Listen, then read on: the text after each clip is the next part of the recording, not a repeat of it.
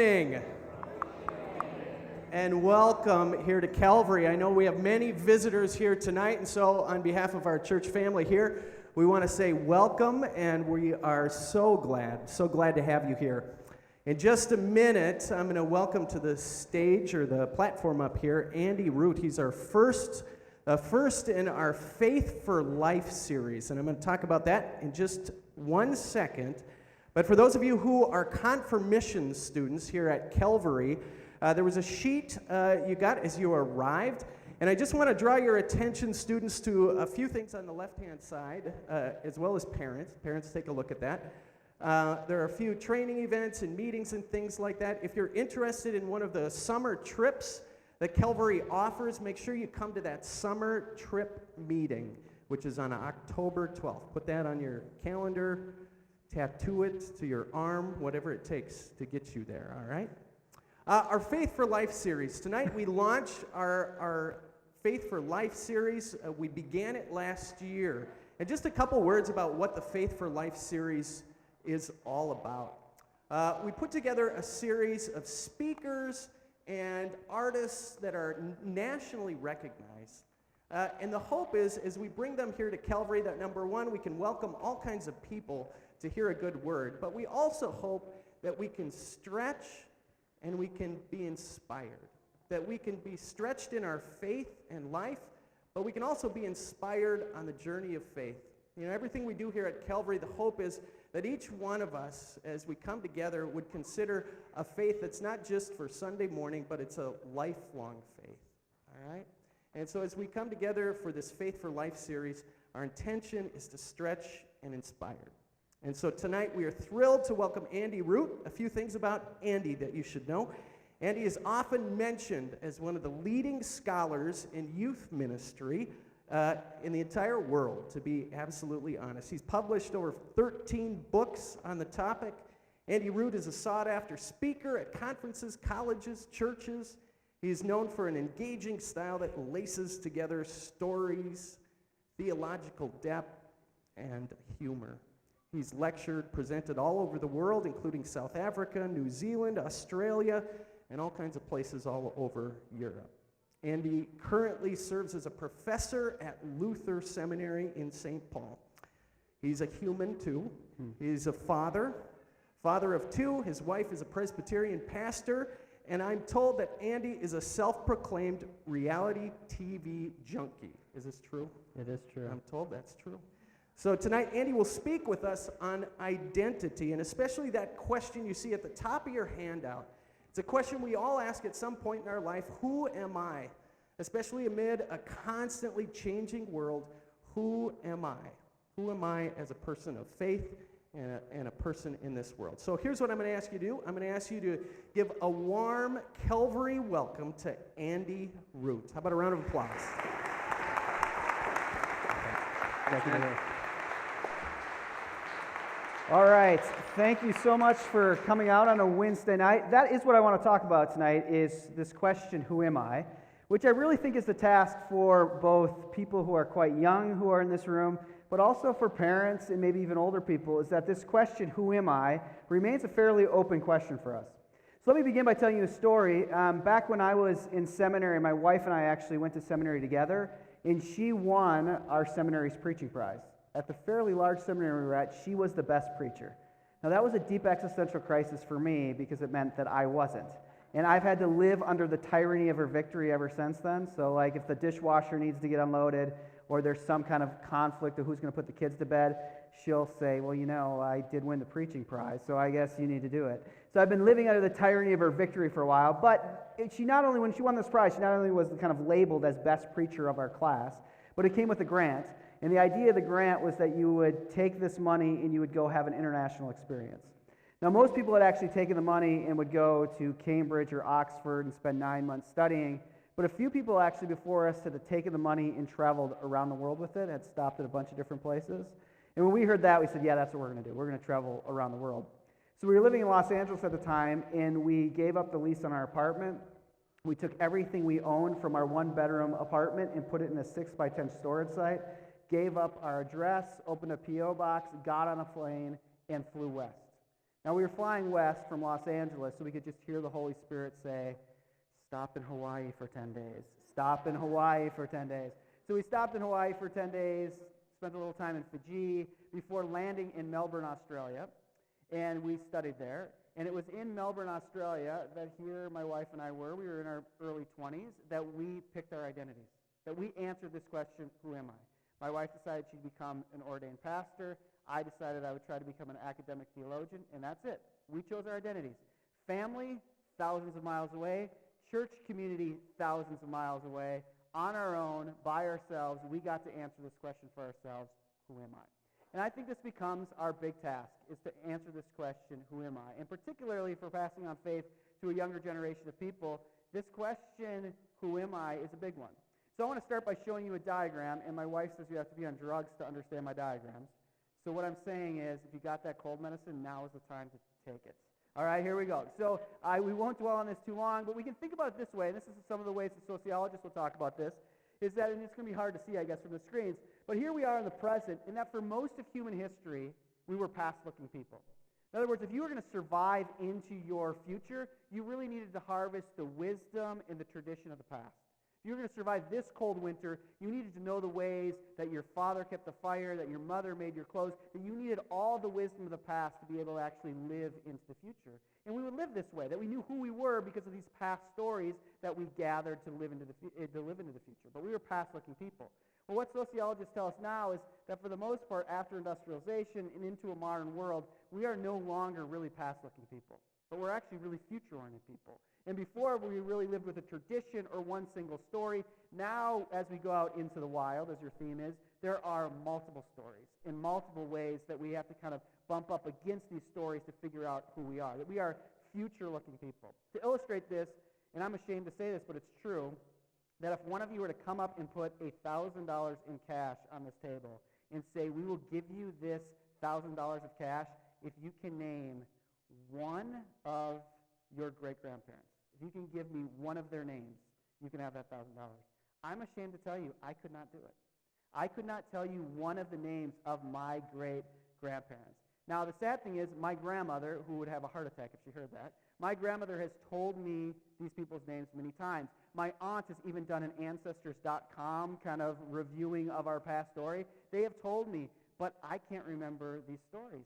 I can't remember their names because, for the most part, their stories don't mobilize my life in any way.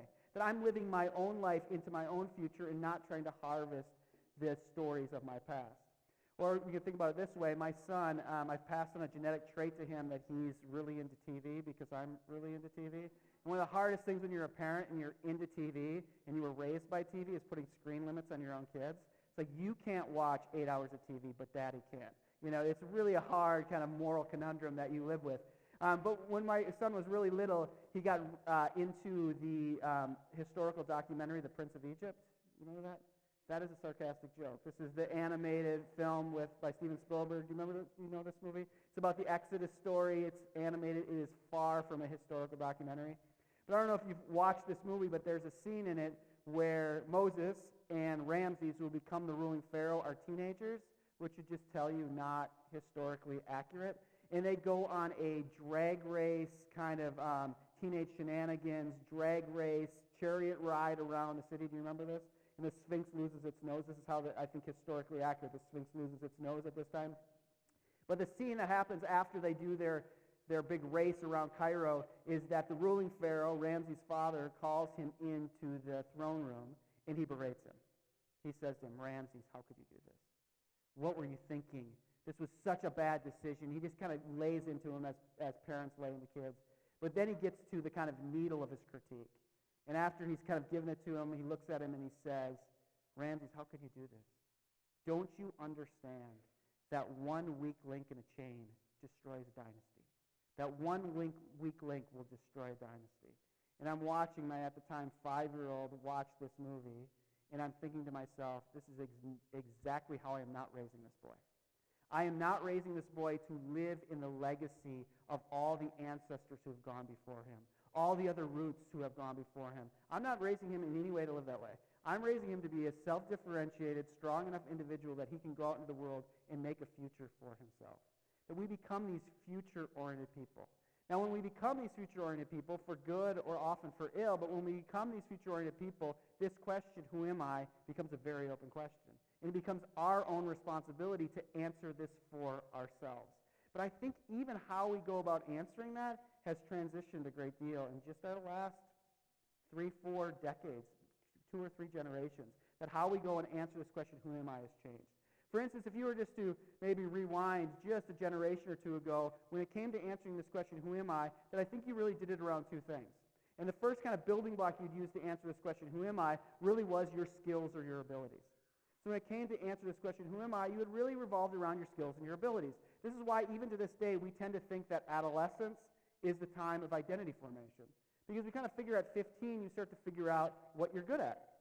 So you figure out at 15 that you're really good at math, or that you're really good at breaking into cars, and that becomes a building block to your identity, right? Well, let's say we'll go the positive route. We say you discover that you're very good at math.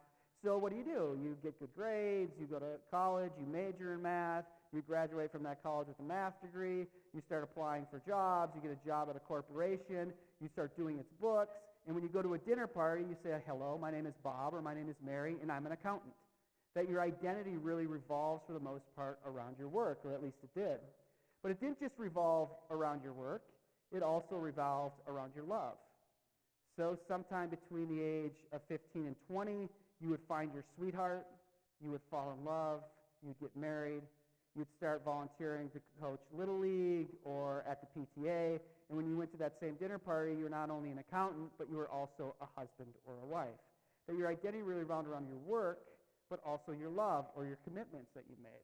Now, I don't know if any of you, particularly parents and other adults, have ever read any Sigmund Freud. Have you ever read any Sigmund Freud in your undergraduate days? If you know anything about Sigmund Freud, you know that Freud wasn't really into talking about healthy people.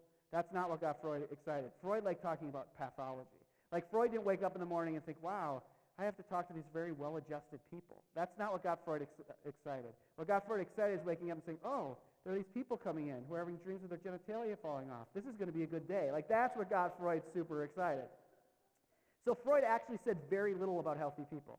But the little that Freud said about healthy people, Freud said that the healthy person is actually the person who can work and who can love. That's the healthy person. The end of the Victorian age into our own time, what it means to have an identity and answer this question, who am I, is really around your work or around your love. Now, the truth of the matter is, just in the last 2 or 3 decades, in the last generation and a half, these things haven't held up very well. And actually, work and love are not as strong or stable as maybe they once were. For instance, we have seen the melting of work in just the last generation and a half or so. I mean, we used to have the assumption that you picked what you wanted to do at 15 and you would do it for the rest of your life. And we still tell the young people who are in this room, like, we want you to follow your dreams. And if you figure out at 15 you want to be a marine biologist, go ahead and do it. But to be honest, all of us adults think that's really cute, and we hope you do it. But we tend not to assume in this day and age that you pick what you want to do at 15 and you're going to do it the rest of your life. Actually, there are people in this room who would say something like, you know what, I'm 42 and I'm still trying to figure out what I want to do when I grow up. Which doesn't mean that they are uncommitted or that they're lazy. It just simply means that for a while they were really doing what they wanted to do, but that job went away.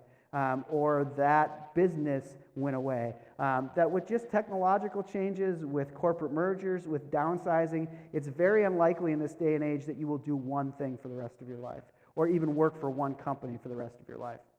In most churches, even just a generation and a half ago, especially people in their late 60s and 70s, there was this whole thing called the gold watch phenomenon. And when you used to retire from a corporation and had worked for them, usually 50, sometimes 40 years, they would give you a gold watch. That phenomenon is just rare now. There are few people, again, who will work for the same company for 20, 30 years. It's just very, very rare. Now, in 2008, when the economic downturn happened, I saw a study, and it was again in 2008, so I think these numbers have changed a little bit, but they were saying actually that Americans, right at this period, were changing careers. Not jobs, but careers, on average, every 20 months. That's an amazing amount of transition. And not, like I said, not just changing jobs, like you're a dental technician at this place, then you go become a dental technician at this place. They were saying careers, like you were in higher education and then you went to real estate, like radically changing these jobs. And this melting of our work changes how we would actually build our identities. Now, this is a total anecdotal account, but I think it's true, that the pep talk that we used to give to incoming freshmen when we dropped them off at the freshman dorm has completely changed. I think it used to be, and some of you can confirm this to me or not, but the pep talk that parents used to give their incoming freshmen when they would drop them off at the door of their freshman year at the dorm, they used to say something like, hey, figure out what you're good at and become as good at that as you can. Go deep. And they probably said something like, in whatever you do, do not become a philosophy major and waste all my money. I think that probably maybe remains the same. But they would say, listen, figure out what you're good at and become as good at that as you possibly can.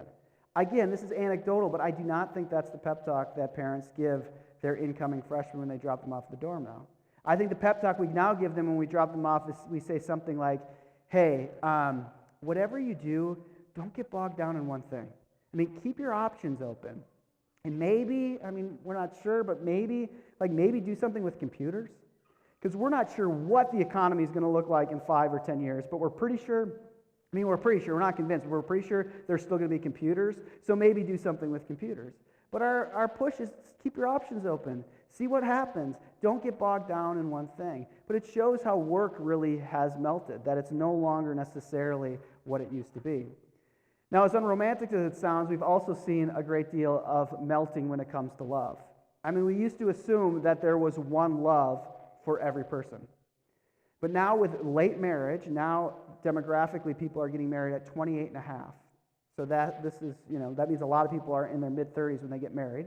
So with late marriage and a high divorce rate, it's very unlikely that people fall in love once and stay with that person forevermore. So we've seen this melting of both work and love. Now, at one level, that feels like, well, that's just interesting demographics, I guess, but really, who cares? Well, actually, sociologists are telling us that that very transition has a huge impact on the church in America. For instance, there's a sociologist by the name of Robert Withnow who teaches at Princeton, and he's written this book called After the Boomers, and it's an analysis of religion after that generation. And I would highly recommend this book to you, though this is my official review. This is a deeply, deeply boring book. Now, you will rarely see a positive review that starts, this is a very boring book. But it is. Unless you're really into math, then this is the book for you. Now, that said, the introduction and conclusion are fascinating. So what I am saying is probably go on to Inside Amazon or Google Books and read the introduction and conclusion.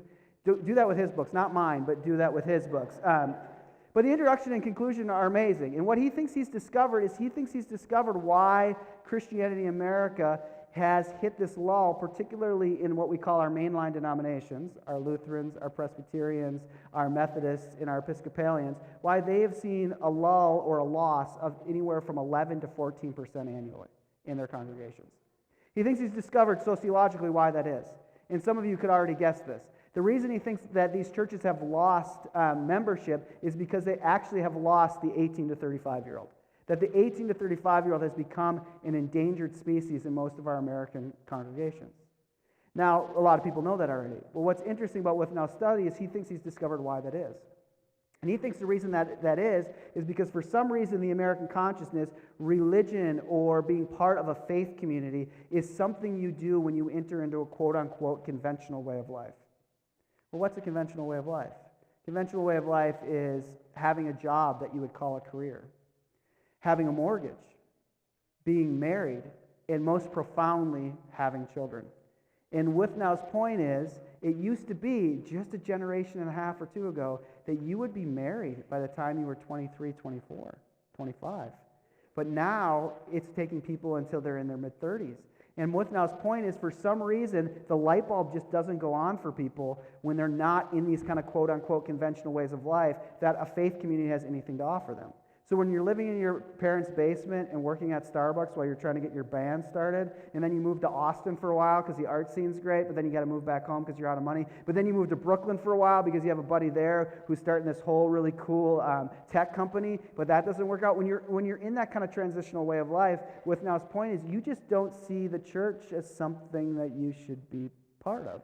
So we've had this huge transition where the melting of work and melting of love has a huge impact on this country and on particularly the way we think about faith within the context of this country. So we've seen this transition. So my bigger point is that when work and love are start to melt and become more liquefied, the very foundations we use to answer this question, who am I, become more open. And that even if you're 35, 40, 45, this question may come back up to you. Who am I? For instance, I tell people that in a confirmation situation like this, it's a good bet that the 14 or 15-year-old girl is asking big questions about who am I? Huge questions about who am I? But if her mom is going through a divorce or a major job transition, she may be asking those same questions, who am I? Which might be a little picture into why one moment they are the closest of friends, and then 35 seconds later they want to murder each other. Like the fighting. Because there's, in many ways, they're both answering these big questions, who am I? So we've seen this kind of melting of work and love, but I think actually what's happened in the midst of the melting and the transition is that these building blocks to answer this question, who am I, have changed. They seem like they're the same, but they've actually morphed and changed a little bit. And I think this is what's happened. For instance, in the midst of the melting of work, what's replaced it as a way that we actually answer this question, who am I, is no longer necessarily work, but actually consumption. That we've seen this transition from work to consumption. Now, another sociologist of religion at Notre Dame named Christian Smith has actually done this very long study. He's done the largest study ever on teenage spirituality and religiosity. So he's studied high school age students, and he's been following them as they've grown up. It's kind of a longitudinal study. He's been following them. And kind of every time that they transition towards the end of high school and then they go to college, he writes a book about it. So he's written 2 books. He's written one called Soul Searching, and he's written another called Souls in Transition. And in his book, Souls in Transition, now these young people were about 20 years old. They were all, most of them were either in vo-tech schools or college or out in the world working for the first time. And he started to ask them a bunch of ethical questions about, like, what's right and wrong? How do you make decisions about what's right or wrong? Now, this is what I love about sociologists, is they get $1 million grants to tell you things you already knew. Like, we have done a $2 million study that if you take a 4-year-old, give her an ice cream cone, and then take that ice cream cone away, she'll cry 95% of the time. It's like, wow.